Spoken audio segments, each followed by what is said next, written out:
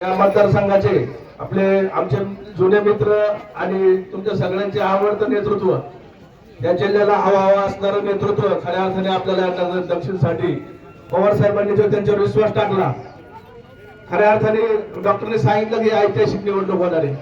ही निवडणूक जनतेने, सर्वसामान्यांनी, शेतकऱ्यांनी, महिलांनी खऱ्या अर्थाने निवडणूक हातात घेतलेली निवडणूक आहे. आणि खूप दिवसांनी एक सर्वसामान्यांचा घरातून जन्मलेला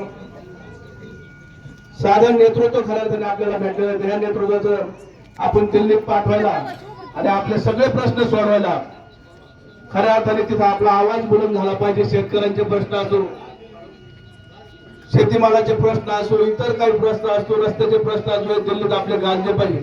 आतापर्यंत खूप लोकांवर विश्वास टाकला. डॉक्टरने सांगितलं गेली 5 वर्षात आपल्या खासदारांनी आपल्यासाठी काय केलं. मला वाटतं आम्ही सगळ्यात अधुरा, मागच्या वेळेस पुढे सगळ्यात आम्हीच होतो, पण त्याचा काही फायदा झाला नाही. त्याचं कारण फक्त एक, मोठ्या घरातल्या लोकांच्या जर तुम्ही नादी लागले तर त्याचा सर्वसामान्याला काही फायदा होत नाही.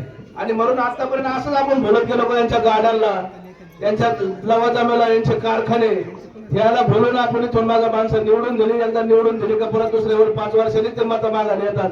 आणि म्हणून गेली 5 वर्ष माझा काही संबंध नसताना 5 वर्षात मी यांच्याकडून कामं करून घेतली.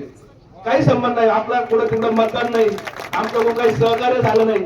पण इथे एवढंच काळजी असते की जीव उतराय व्हायचा. खऱ्या अर्थाने आमच्या भागाला खऱ्या अर्थाने आता चान्स आला, हा सोडायचा नाही. आणि म्हणून आता कष्ट करायचे फक्त लीड वाढवायसाठी आम्ही सगळ्या तालुक्यात फिरून आलो. वातावरण कसं आहे तुम्हाला माहिती आहे.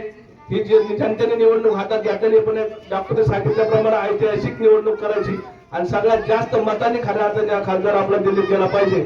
आणि हा खासदार नुसता दिल्लीत जाऊन ही निवडणूक गाजणार कशी, तर ही भारतात गाजणारी निवडणूक आहे. कोणाविरुद्ध कोण निवडून येतं याला खूप महत्व राहणार आहे.